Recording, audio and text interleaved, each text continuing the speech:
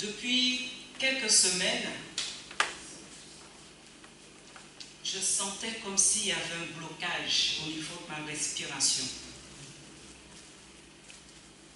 Et je devais venir intervenir ici. Je disais, comment je vais faire? Parce que quand je respire, je sens comme si il y a un truc qui bloque et je tousse. Je dis, Seigneur, tu es avec moi. Ce que j'ai à faire pour toi aujourd'hui, je le ferai. Amen. Amen. Amen. Et tout ce qui est anormal devient normal. Amen. Amen. Amen. Je ne laisserai aucune action de Satan m'empêcher de venir prendre le micro pour pouvoir glorifier le nom de mon Dieu. Amen. Amen. Dieu l'a fait. Dieu l'a fait. Je vais prier. Je suis devant vous. Amen. Amen. Que le nom de Dieu soit glorifié. Amen. Maintenant, j'invite la sœur Priscilla à venir donner un témoignage, dire ce que le Seigneur a fait dans sa vie. Simplement. Amen. Amen. Shalom, shalom, tout le monde. Alors, je voulais témoigner aujourd'hui, montrer les bienfaits du Seigneur et qu'il fait toutes choses en son temps. À l'âge de 25 ans, j'avais déjà eu une première fille. Et à l'âge de 25 ans, les médecins m'ont dit que j'étais stérile et que je ne pourrais plus avoir d'enfant. J'avais une autre pathologie à côté qui touche plutôt l'estomac. Et les médecins, même les scientifiques, ils m'ont dit, pour régler ce problème-là, il faut retirer l'utérus. Donc là, j'ai 37 ans, donc ça s'est passé il y a 2 ans. Et j'ai prié, j'ai remis ma santé entre les mains du Seigneur. Parce que aussi, je prenais environ 30 médicaments par jour, des antidouleurs, de plein de choses. Et j'ai dit non, c'est plus possible. Donc j'ai demandé au Seigneur qu'il prenne ma santé entre ses mains et qu'il agisse.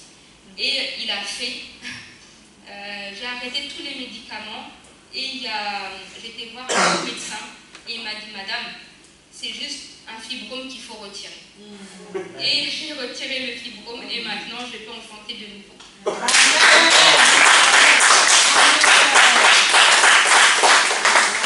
Amen, amen, amen. Amen. On applaudit le Seigneur. Amen. Dieu est capable. Aucune maladie n'est trop grande pour lui. Amen. Amen. Alléluia. Maintenant, nous allons écouter la parole de Dieu. Amen. Amen.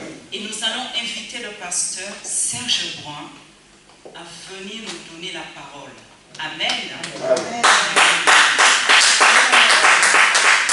Amen. Amen. Ben, que Dieu soit glorifié, qu'il soit béni.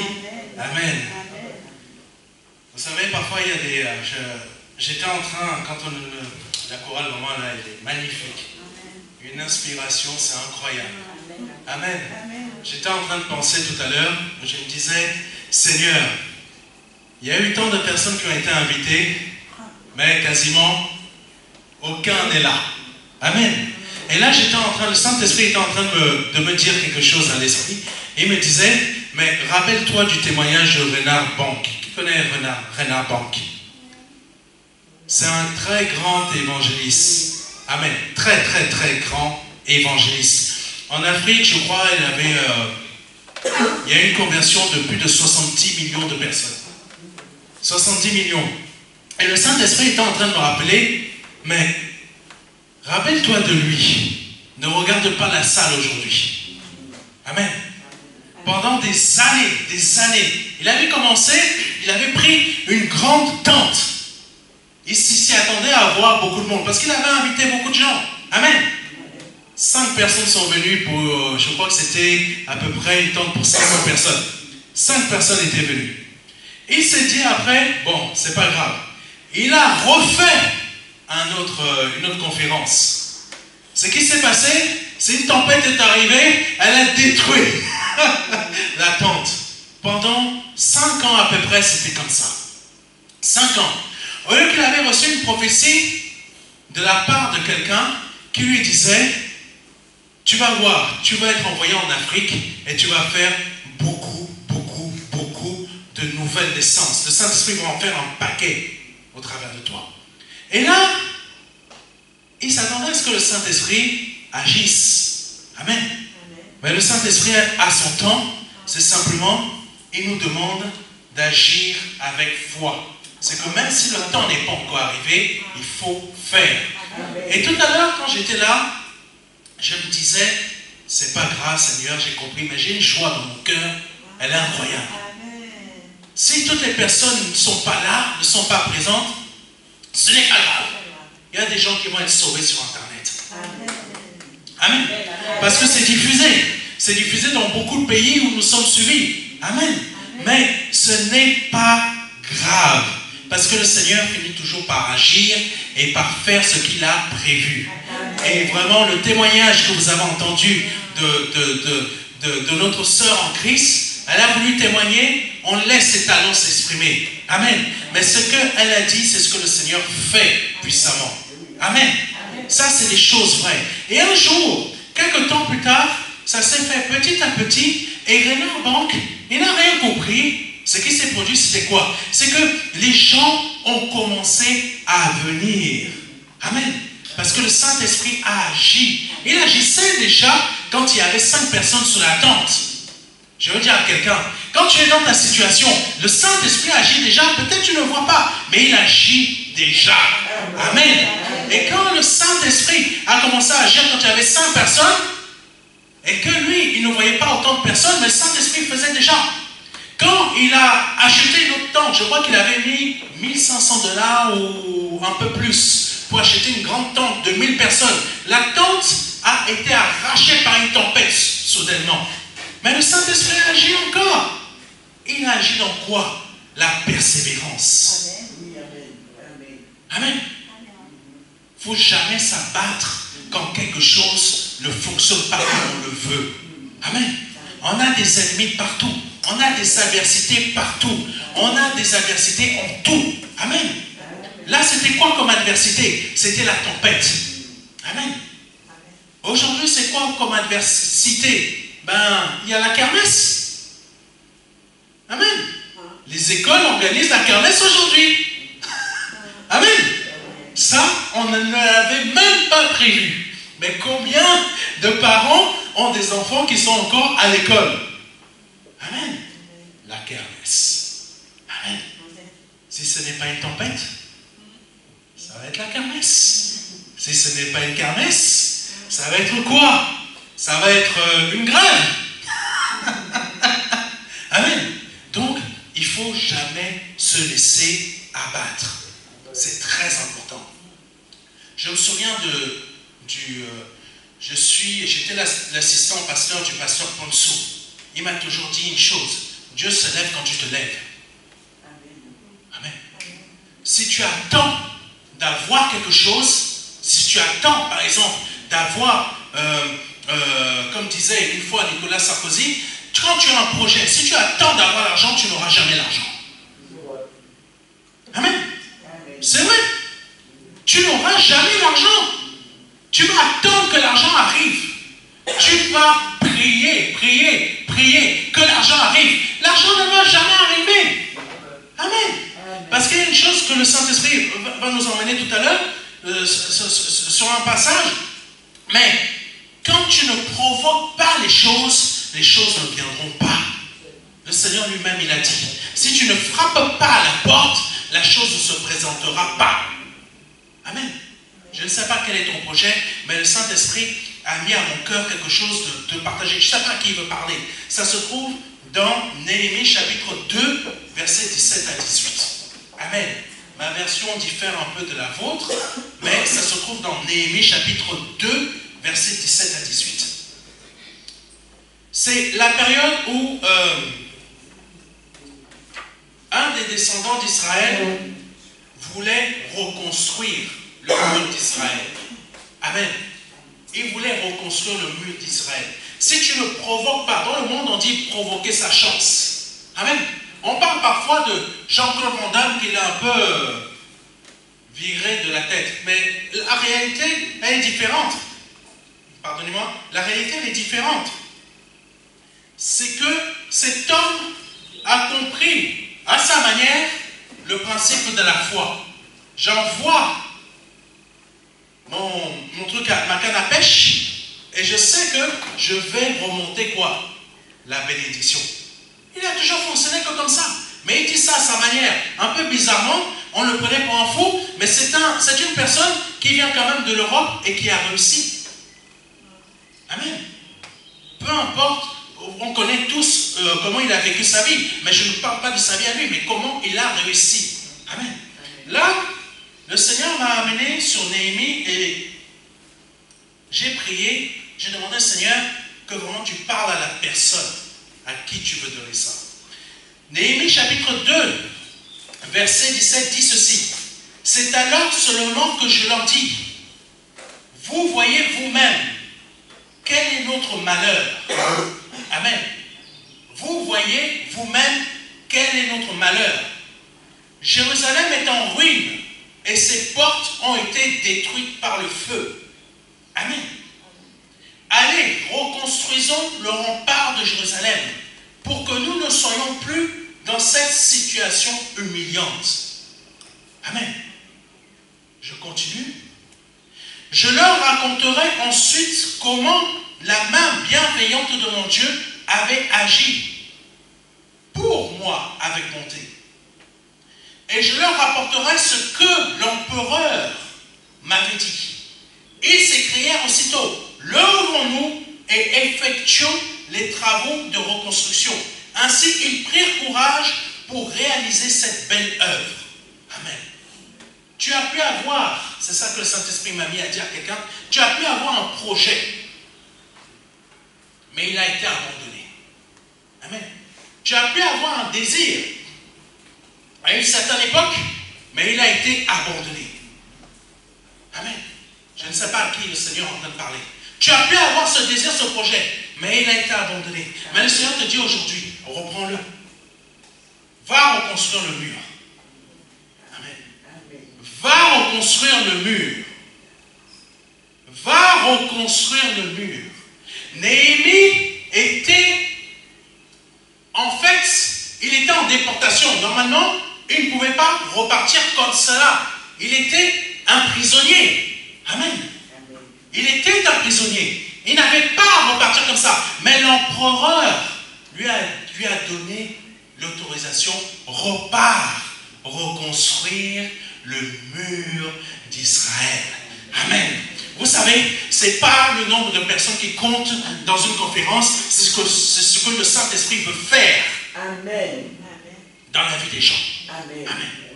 C'est une chose que le Saint-Esprit m'a toujours apprise. Ce n'est pas le nombre qui compte, c'est ce que moi je vais faire dans la vie des personnes. Amen. Amen. C'est ça l'élévation disait. Amen.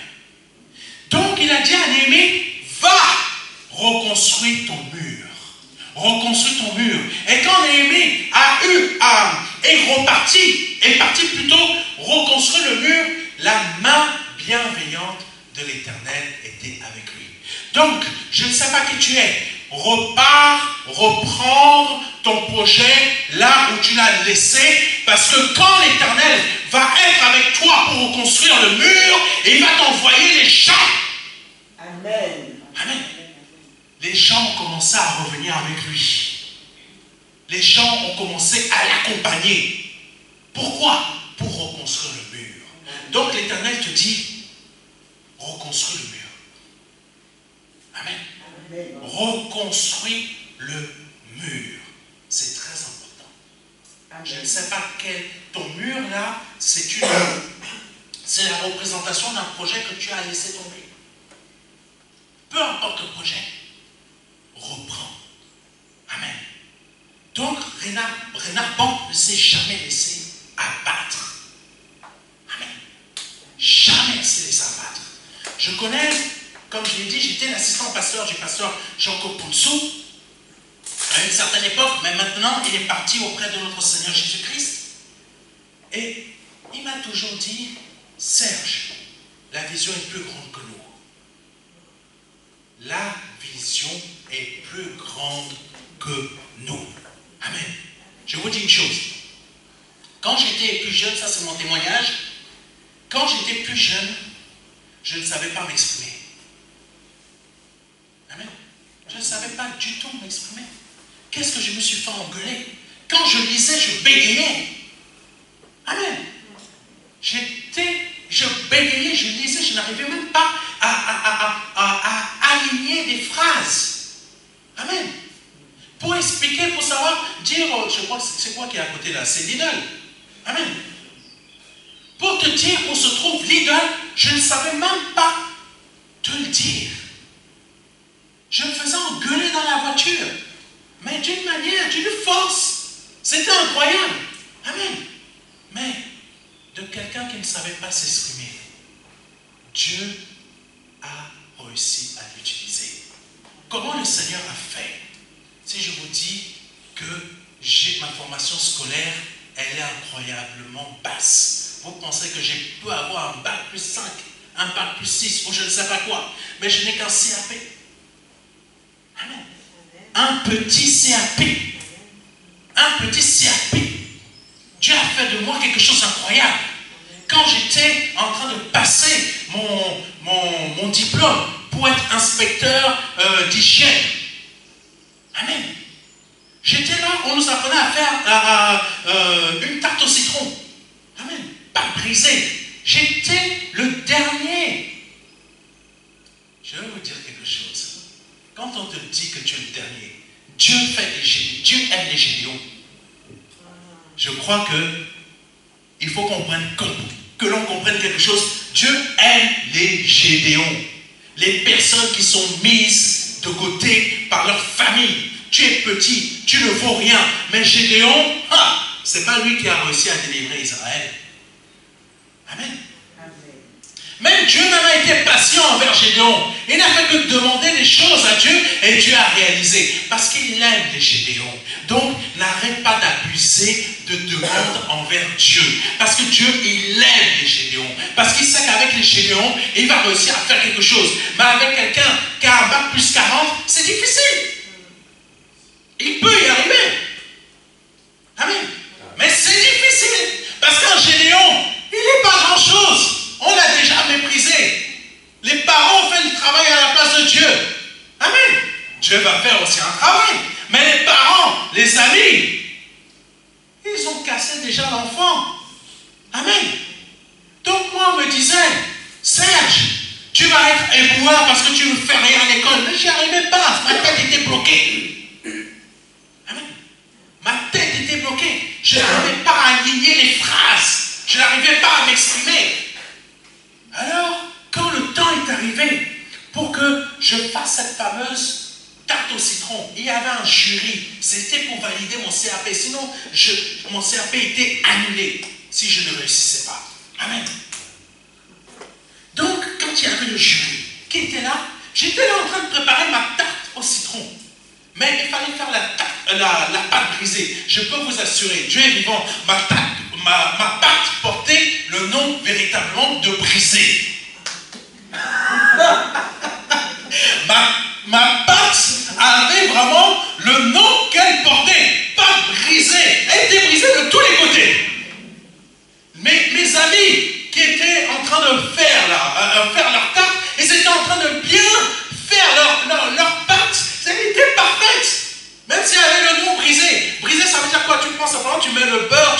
frottait comme ça. Après, quand tu passes au boulot, elle est nickel. Amen. Mais moi, elle était brisée. Ça portait vraiment son nom. Et quand le jury, ils étaient 3, ils étaient là en train de passer autour de moi, et ils ne disaient rien, mais j'avais compris qu'ils étaient déjà en train de parler de moi. Et ils ne donnaient pas cher de ma peau. Donc j'ai continué à faire cette fameuse tarte. Je ne sais pas, j'avais envie d'arrêter. Vous savez, et il y a des situations que tu sais que tu vas être humilié, mais tu as envie de partir. Mais il y a quelque chose qui est là en train de t'arrêter, qui te dit continue. Continue. Continue. Et j'étais dans cette période-là où je voulais partir, je voulais laisser la pâte. Mais quelque chose était en train de me retenir. L'un avait terminé, il partait, il avait mis sa tarte, sa préparation au four. Moi, plutôt, l'autre était là, il mettait aussi sa préparation au four. Et j'étais le dernier. Et tu vois le jury même, tu vois le petit sourire là. Genre, je suis content, il a échoué. Même s'il ne me connaît pas. Il pense quand même, il a échoué. Ou tout simplement, c'est raté. Lui, il va avoir 0. Je ne me suis pas démonté. J'ai fait ma petite préparation au citron. Tout était raté. Quand ils ont goûté même la préparation au citron, elle n'était pas bonne. La tarte, la pâte brisée, la préparation pas bonne. Amen. Quand je l'ai mise au four. Quand je l'ai mise au four. Non. C'est quand on lit la Bible, on voit qu'il y avait 3 personnes dans la fournaise. La 4e, c'est Christ. Quand j'ai mis ma préparation dans le four, je ne sais pas qu'est-ce qui s'est passé, mais la 4e personne est apparue là-dedans. Et elle a refait ma pâte brisée. Elle ne portait plus le nom brisé, mais elle a été refaite. Il a refait la préparation du citron. Et quand c'est sorti, même le jury n'en revenait pas. Tous ceux qui sont partis en premier, ma tarte était la meilleure. Ma tarte a été la meilleure. Elle a été la meilleure sur la pâte. Et elle a été la meilleure sur le goût. C'est incroyable. C'est incroyable. Elle a été la meilleure même sur le goût. Le goût était horrible. Mais là, c'était bon. C'était bon. Élévation des aigles. Nous ne savons pas. Nous ne savons pas. Nous ratons. Nous faisons des choses. Ça ne marche pas. Mais ce que l'on ne sait pas, c'est que l'Esprit est en train de travailler. Amen. Amen. Nous, avec nos yeux, on voit que la salle, je ne sais pas combien de personnes elle peut contenir. On doit facile d'être peut-être une quinzaine ou une vingtaine de personnes, je ne sais pas. Peut-être moins. Mais, je sais une chose, c'est que le Saint-Esprit travaille. Amen. Et il travaille. Parce qu'il a travaillé dans ce four. Quand la préparation est sortie, c'était un succès. Le jury, ils sont venus, ils m'ont dit, je ne sais pas qu'est-ce qu'il y a dans ta vie, Serge, mais vous connaissez les Français? Amen. Ils ne vont pas te dire le mot Dieu, ils vont te dire le mot force, le mot puissance. Ils m'ont dit, mais Serge, je ne comprends pas. Nous ne comprenons pas. Nous sommes 3. Nous te donnions plus cher de ta peau. Tu avais raté, mais tu as une bonne étoile. La bonne étoile, c'est Christ. Amen. Amen. La bonne étoile, c'est Christ. Donc, il faut que tu comprennes la chose suivante. C'est que la bonne étoile, chez toi, c'est Christ. Amen. Ta chance, c'est Christ. Ton élévation, c'est Christ. Amen. Oh, Jésus. Donc, le Seigneur a mis à mon cœur de vous partager, avant d'intervenir sur les 7 points, ça va être très simple. Très simple. Parce que le Saint-Esprit est toujours très simple. Amen. Les 4 versets d'accroche, c'est quoi? C'est Apocalypse chapitre 3, verset 21. Amen. Apocalypse chapitre 3, verset 21. Celui qui vaincra, je le ferai asseoir avec moi sur mon trône. Amen. comme moi j'ai vaincu et me suis assis avec mon Père sur le trône. Amen. Le trône là parle de l'unité avec l'Esprit du Père, avec l'Esprit de Christ. Ça ne parle pas d'un trône que vraiment c'est existant. Amen. Ça parle de l'unité. Christ s'est assis. Il dit que je le ferai asseoir avec moi sur mon trône. Là où il est, comme c'est dit dans un autre verset, nous sommes bien présents physiquement sur cette terre, mais en même temps, on est assis avec Christ sur son trône. Ça veut dire que nous sommes déjà présents là-haut. Amen. C'est pour ça que il faut comprendre une chose. Le sorcier ne pourra jamais t'atteindre. Amen. Même si on a des ennemis, on a des adversités, il faut comprendre une chose. C'est que réellement la sorcellerie, elle existe. Quand Christ était sur la terre, les pharisiens l'ont accusé d'avoir ça. Vous ne verrez pas ça marqué dans la parole de Dieu parce qu'on a, malheureusement, il y a beaucoup de choses qui ont été retirées volontairement. Et je pense que parfois, ça peut être une bonne chose parce que déjà avec notre foi, même la Bible, telle qu'on la voit, on arrive quand même à la dévier, à passer dans des choses incroyables. Amen. Mais là, on m'avait expliqué qu'on accusait Christ de Kabbale. Je ne sais pas si vous connaissez la Kabbale chez les Juifs. En fait, c'est la version augmentée du judaïsme. Ça touche à l'invisible. Amen. Et là, il accusait de pratiquer la Kabbale. C'est pour cela que certains l'ont accusé de démon. Amen. Mais là, le Seigneur nous dit qu'en même temps que nous sommes ici, nous sommes assis sur le trône. Donc, on parle de l'unité. L'unité dans quel sens? Ça veut dire tout simplement qu'on ne doit pas avoir la même pratique que les gens du monde. Amen. Dans nos assemblées, on ne doit pas être avec petite copine, comme me disait quand je faisais l'institut, je faisais l'école publique, le directeur de l'établissement nous disait, dans nos assemblées maintenant, les jeunes font touche pipi. Amen. Je me suis dit, eh ben dis donc, lui il a balancé. Oui, mais on ne doit pas ressembler aux gens du monde. Amen. Amen. Quand on est jeune, on ne doit pas déjà avoir des relations avant le mariage. Amen. C'est important de comprendre ça.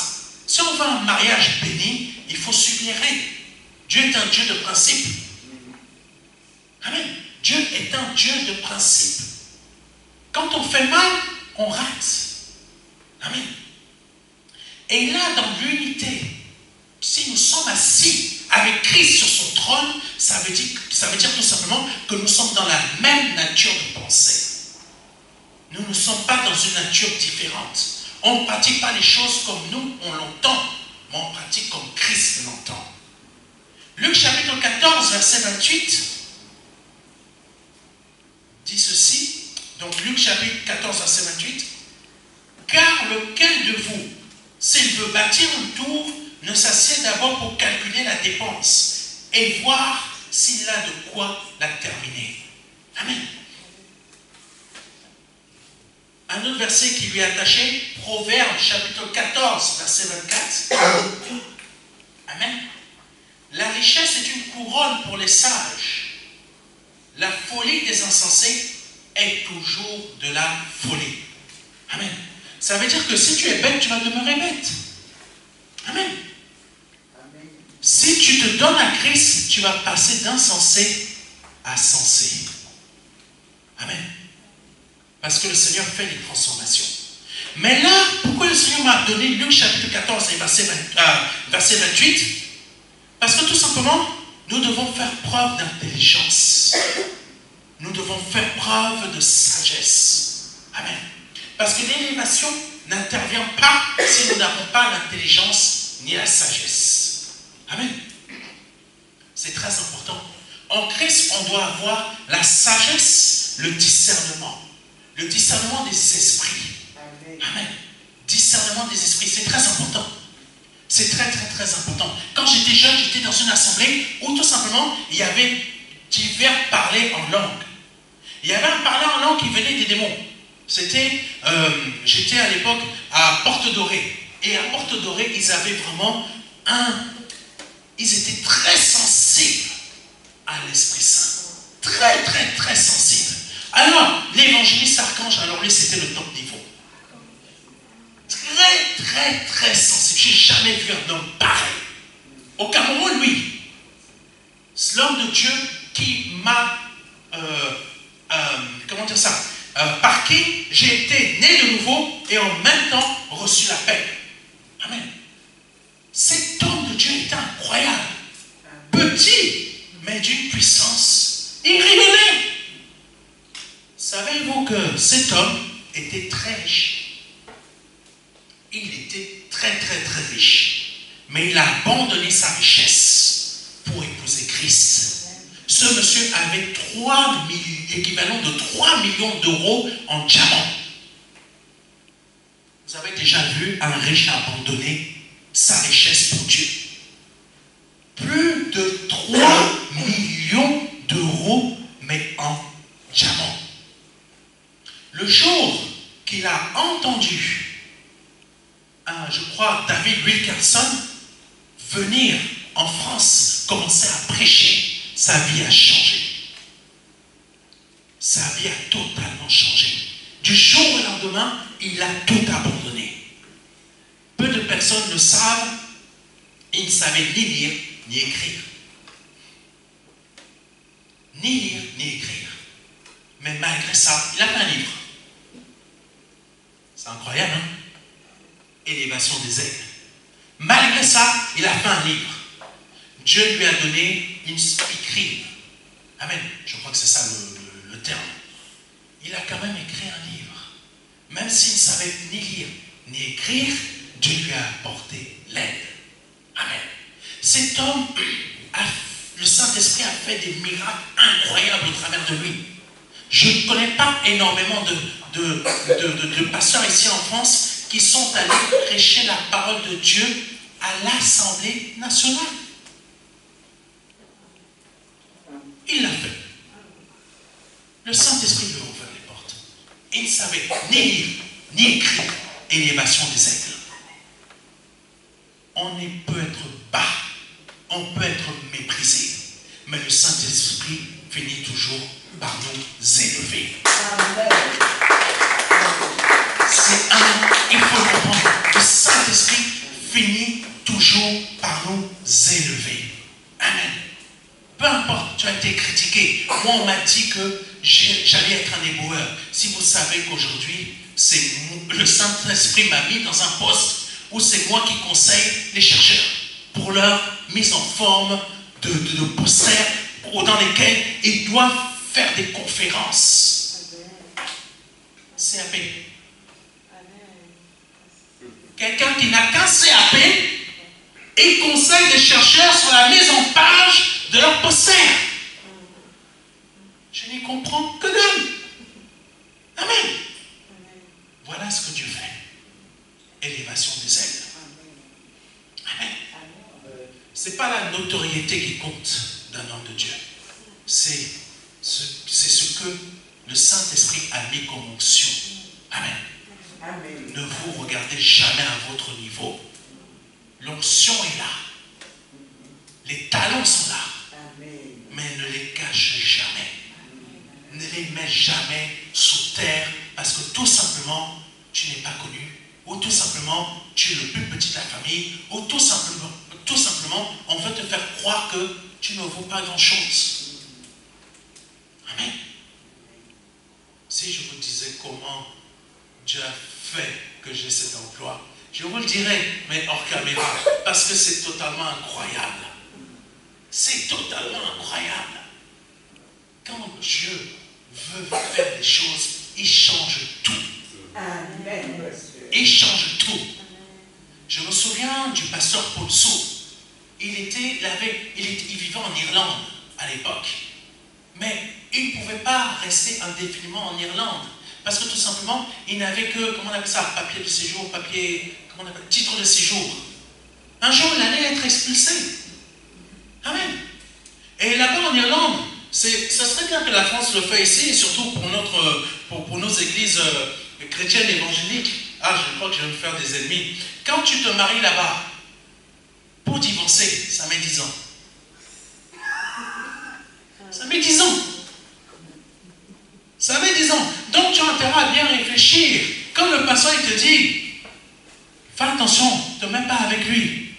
Si on faisait comme l'Irlande, pendant 10 ans, tu as commencé les papiers, mais tu vas devoir attendre 10 ans pour réfléchir encore. Est-ce que je veux vraiment divorcer? Ou même bien avant, est-ce que c'est vraiment le bon gars? Amen. Ou bien avant, est-ce que c'est vraiment la sœur qu'il me faut? Amen. Ça nous apprend à réfléchir. Discernement. Amen. Donc, le pasteur Ponceau, qu'est-ce qui s'est passé? Un jour, il commençait à prier, il disait, Seigneur, change les lois pour moi. Change les lois d'Irlande pour moi. Et un jour, il y a un ministre en Irlande, ça lui est passé par la tête, m'inspiré par le Saint-Esprit, changeons les lois irlandaises. Ceux qui sont là depuis des années et qui renouvellent leur titre de séjour depuis tant d'années, donnons-leur tous la nationalité irlandaise. Élévation des aigles. Quand tu es assis, quand tu comprends réellement ce que ça veut dire, être assis sur le trône, mais avec Dieu, tu comprends que tes pensées doivent être différentes du monde. Amen. Parce que Dieu t'ouvre des portes que tu ne pourrais jamais avoir naturellement. Amen. Tu as des principes de Dieu qui existent pour tout le monde. Ces principes vont te favoriser. L'argent va te favoriser. La réussite va te favoriser. Le succès va te favoriser. Ce n'est pas l'évangile de prospérité. Je vous dis ce que Dieu a réellement créé. Amen. Parce que tout le monde y a droit. Mais comme ça vient de Dieu, quand tu es assis dans le trône de Dieu, ces principes qu'il a favorisés, ces principes qu'il a créés vont te favoriser. Amen. Il faut le comprendre. Donc la richesse est une couronne pour les sages. Ça veut dire que cette richesse, c'est quoi? Amen. C'est ce que Dieu nous donne comme intelligence et sagesse. Dans ces richesses-là, Dieu va en développer d'autres. C'est lesquelles? Cherchez les dons les meilleurs. C'est pour cela que je vous ai parlé des talents tout à l'heure. Ne les cachez pas. Amen. Ne les cachez pas. Parce que quand Dieu nous donne des talents, c'est pour nous élever. Amen. C'est pour nous élever. Et le dernier verset des 4 versets d'accroche, après on va voir les points, c'est Ésaïe chapitre 33, versets 14 à 16. Amen.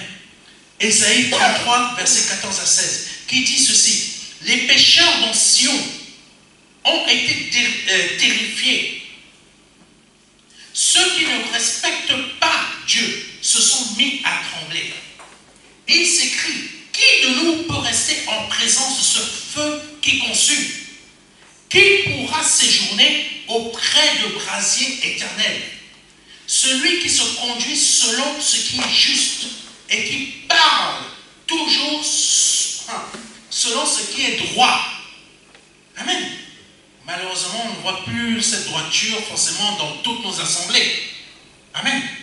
On doit ressembler à Christ. Amen. Selon ce qui est droit, qui rejette les gains acquis par extorsion, qui n'accepte jamais de pot de vin. Ça va être difficile ça.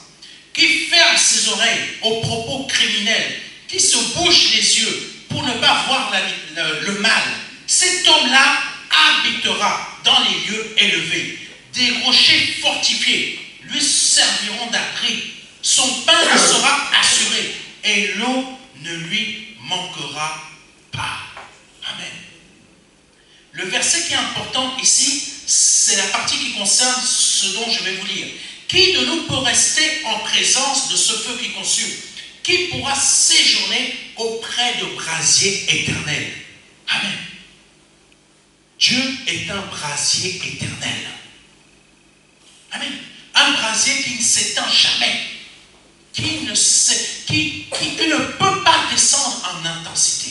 Amen. Ça veut dire quoi? Ça veut dire que nous, comme on a vu tout à l'heure, nous sommes assis sur le trône de Jésus. Amen. Et Jésus a dit que lui, il est assis sur le trône de son Père. Mais avec lui. Amen. Donc si nous sommes assis avec Christ sur son trône, ça veut dire que nous sommes des brasiers aussi. Amen. Ce brasier veut dire quoi? Quand on prend le feu, je ne sais pas si vous avez déjà vu ça ici, mais aux Antilles ça se fait. Mais quand on brûle toute une parcelle, agriculture, nous repartons de zéro. Amen. Nous brûlons ça volontairement. Pourquoi? Parce que tout simplement, ce qui va repousser sera pur. Ce qui va repousser va produire plus de fruits. Amen. Ce qui va pousser sera encore plus vert. Amen. Ça veut dire que Dieu, comme il a un brasier éternel, ça veut dire que constamment il est pur. Constamment il est juste. Constamment il est droit. Constamment il n'a aucune pensée néfaste. Amen. Et ça veut dire que si l'on est assis avec lui sur le trône, constamment, on est pur. Amen. Et si on n'est pas pur, on ne supporte pas une pensée de pureté, une pensée dans la droiture de Dieu. Même si on est en Christ, on ne sera jamais en présence de Dieu. Amen. Parce que être réellement enfant de Dieu, c'est quoi? Je suis un brasier éternel. Amen. Je vous raconte un truc, vous allez comprendre. Quand j'étais plus jeune, je vais demander à ma femme de boucher les oreilles. Quand j'étais plus jeune, j'avais rencontré une jeune femme métissée guadeloupéenne camerounaise. Amen. Non, ça c'est des cocktails Molotov, c'est terrible. Il ne faut pas chercher.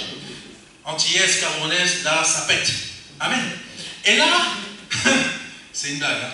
Et là, je vois cette jeune femme, je me dis, Seigneur, mais qu'est-ce qu'elle est belle. J'aimerais faire sa connaissance. Amen. Ça fait des années, hein. Ça fait des années, je le précise. Il y a prescription. Ça fait des années.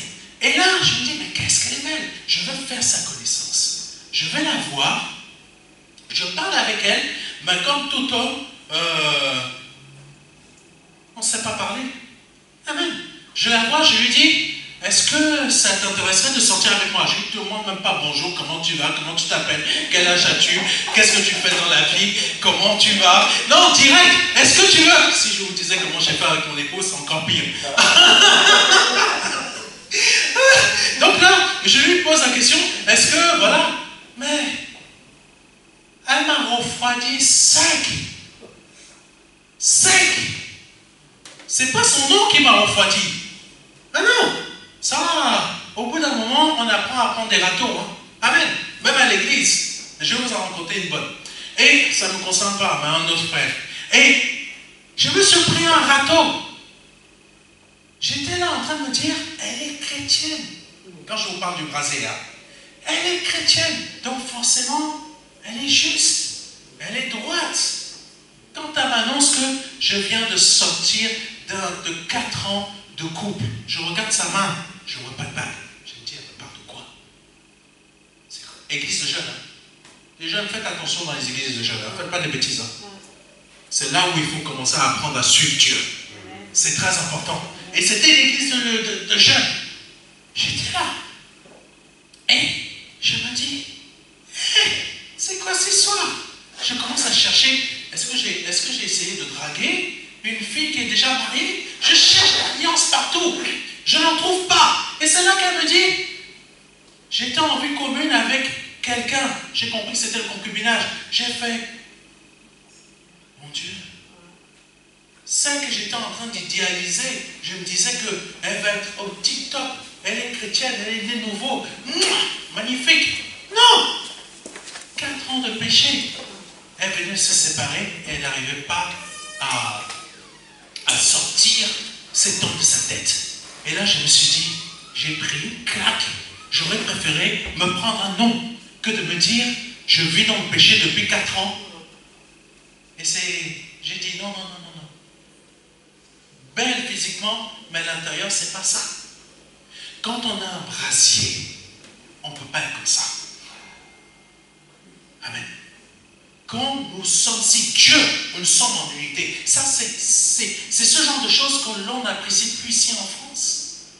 Amen. La réalité de la parole de Dieu. Tu es un brasier. Tu ne peux pas te permettre ça. Tu veux être élevé. Tu veux être élevé, tu veux des bénédictions financières. Tu veux le mariage. Tu veux que Dieu te donne ça. Si tu veux que Dieu te donne ça, deviens un brasier. Amen. Non, mais c'est la réalité. Si tu veux avoir ça, sans avoir Dieu, reste dans le monde. Pardonnez-moi de dire ça, c'est la réalité. Mais sache que tu seras dans un autre brasier, pas celui de Dieu, mais un qui va te faire souffrir. Tandis que le brasier de Dieu t'élève, te libère, te purifie. Amen. Parce qu'il peut te rendre pur. Donc quand je vous disais, on brûle les parcelles et on recèle derrière. Tout peut être noir, mais on recèle derrière. Tout devient vert. Il y a quelque temps, quelqu'un qui a un champ, mais il a des hectares de champs d'agriculture. Lui, il n'a pas cherché à brûler ses champs. C'est le soleil qui s'en est occupé. Tout son champ a brûlé. Tout. Amen. Tout. Mais qu'est-ce qui s'est produit? L'année d'après, il a quand même fait ressemer. Son agriculture était meilleure qu'avant. Soyons comme Dieu, un brasier. Amen. Ne passons pas à côté. Quand Dieu s'est révélé à moi, il s'est révélé à moi, j'avais 8 ans, comme un brasier qui ne s'éteignait pas, mais un brasier qui ne fait que grossir. Et un brasier, selon Dieu, c'est quoi? C'est la plénitude. Amen. Laissons-le intervenir. Laissons-le faire les choses. Amen.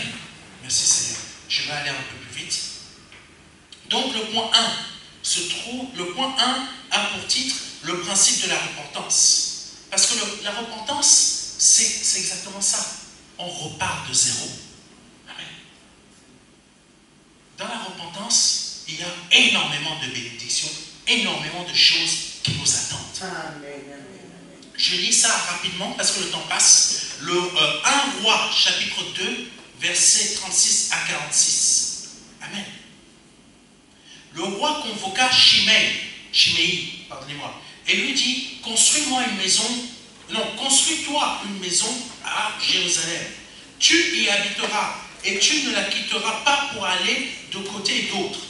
Je t'avertis que le jour où tu sortiras de la ville et où tu franchiras la vallée du Cédron, amen, tu mourras et tu porteras seul la responsabilité de ta mort.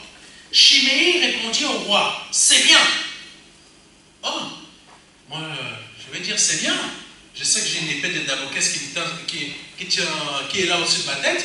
Bon, moi je ne sais pas si je pourrais dire si c'est bien. Hein. Amen. Bon. Lui dit, c'est bien.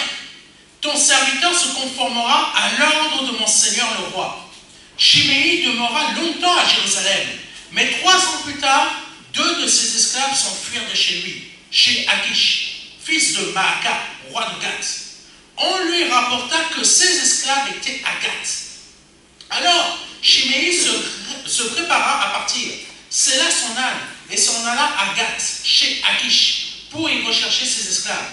Puis il revint de Gath avec eux. On rapporta à Salomon que Chiméi était allé de Jérusalem à Gath et qu'il était revenu. Le roi convoqua Chiméi et lui dit, est-ce que je ne t'ai pas fait jurer au nom de l'Éternel de ne pas sortir de la ville? Et ne t'ai-je pas averti en te disant, sache bien que le jour où tu sortiras de la ville pour aller où que ce soit, tu mourras. Tu m'avais bien dit, bien, c'est entendu. Alors, pourquoi n'as-tu pas respecté le serment fait devant l'Éternel? Et as-tu désobéi à l'ordre que je t'avais donné? Le roi ajouta, tu sais bien toi-même tout le mal que tu as fait sciemment à mon père David. L'Éternel te fera porter le châtiment de ta méchanceté. Mais le roi Salomon sera béni et le trône de David sera affermi pour toujours devant l'Éternel. Le roi donna ses ordres à Benaïa, fils de Yehoyada. Celui-ci sortit et frappa Shimei, qui mourut. Ainsi la royauté fut consolidée entre les mains de Salomon.